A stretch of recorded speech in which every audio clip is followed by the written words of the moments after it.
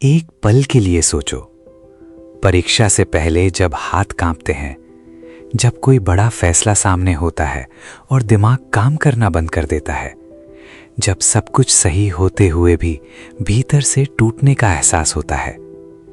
ये तुम्हारी कमजोरी नहीं है, ये 5000 साल पुरानी बीमारी है। और 5000 साल पहले इसका इलाज भी हुआ था। ये कहानी है उस दिन की जब महाभारत के सबसे महान योद्धा ने अपना धनुष गिरा दिया था, और जो उसके बाद हुआ वो दुनिया का सबसे पुराना चिकित्सा थी। जय श्री कृष्ण।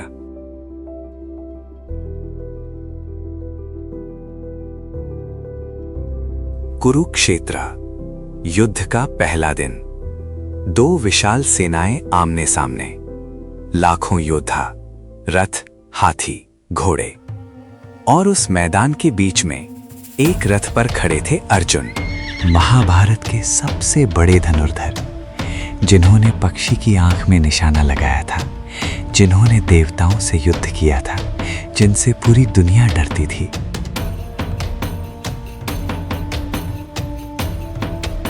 और उन्होंने अपना धनुष गिरा दिया।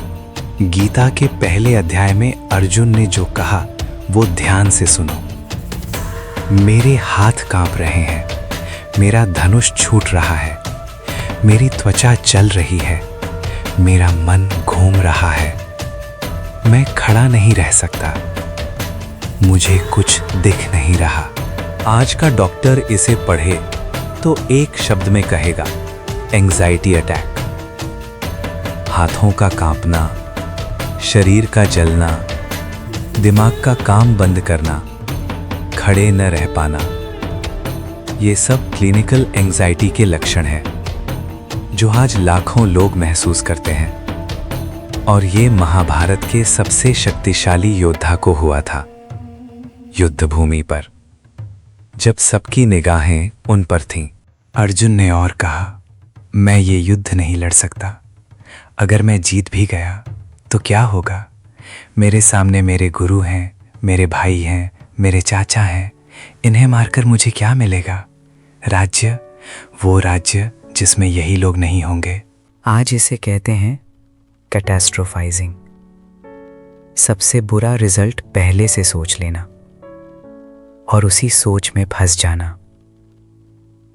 अर्जुन ने वो भी कहा, ये मेरी गलती है, अगर हम नहीं लड़े होते तो ये सब नहीं होता। पर्सनलाइजेशन, हर बुरी चीज की जिम्मेदारी खुद पर लेना। 5000 साल पहले लिखी गई किताब में वो हर कॉग्निटिव डिस्टॉर्शन है जो आज मॉडर्न साइकोलॉजी पढ़ाती है। और तब कृष्ण ने कुछ किया जो बहुत कम लोग करते हैं। वो रुके। कृष्ण भगवान थे, उन्हें पता था आगे क्या होगा। उन्हें पता था अर्जुन को लड़ना ही होगा। वो चाहते तो एक आदेश में सब तय कर सकते थे, पर उन्होंने ये नहीं किया। वो नीचे बैठ गए, अर्जुन के बराबर, उनकी आंखों में आंखें डालकर, और सुना। ये थेरेपी का पहला नियम है, पहले सुनो, पहले समझो। फिर कृष्ण ने जो कहा वो सुनो।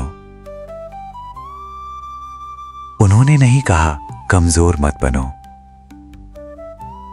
उन्होंने नहीं कहा तुम योद्धा हो, रोना शोभा नहीं देता। उन्होंने नहीं कहा उठो और लड़ो। उन्होंने कहा, तुम्हारा दर्द असली है पर तुम्हारी सोच गलत है, चलो साथ मिलकर देखते हैं कहां।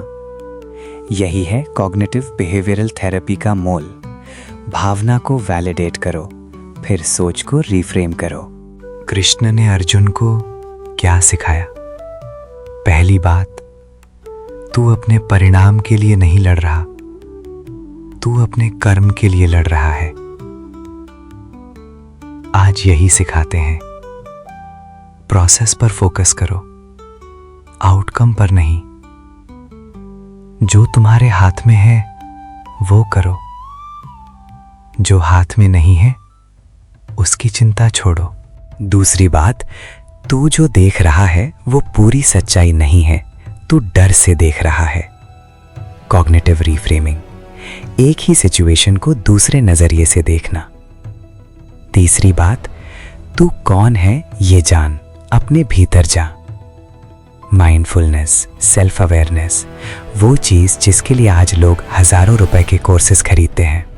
और ये सब एक खुले मैदान में हुआ। 2 सेनाएं इंतजार कर रही थीं। लाखों योद्धाओं की आंखें उन पर थीं और कृष्ण ने वक्त लिया, क्योंकि जब कोई टूट रहा हो उस पल से ज्यादा जरूरी कोई वक्त नहीं होता। एक बात जो कम लोग जानते हैं, पश्चिम के वैज्ञानिकों ने कॉग्निटिव बिहेवियरल थेरेपी 1960 में खोजी। एरन बेक ने इसे डेवलप किया। दुनिया ने कहा कमाल है, मेंटल हेल्थ का इलाज। गीता में ये 3000 साल पहले लिखी जा चुकी थी।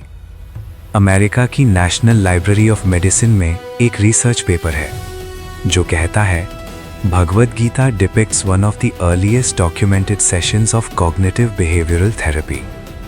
Krishna is a psychotherapist-like figure and Arjuna is the client. ये हमारी विरासत है और हमें इसे थेरेपी की नजर से देखना शुरू करना होगा। भाइयों और बहनों, अगर तुम कभी किसी बड़े पल से पहले कांपे हो, अगर तुम्हारे हाथ से कभी कुछ छूटा हो, अगर तुम्हारा मन कभी कहा हो मैं नहीं कर सकता, तो याद रखो अर्जुन ने भी यही कहा था और उस पल उन्होंने जो किया वो सबसे बहादुरी का काम था। उन्होंने मदद मांगी। उन्होंने कहा मुझे नहीं पता, मुझे समझाओ। और उस एक मांगने से निकली भगवत गीता, दुनिया की सबसे बड़ी ज्ञान की किताब। तुम्हारा टूटना कमजोरी नहीं है, तुम्हारा टूटना वो जगह है जहां से रोशनी आती है। जय श्री कृष्ण।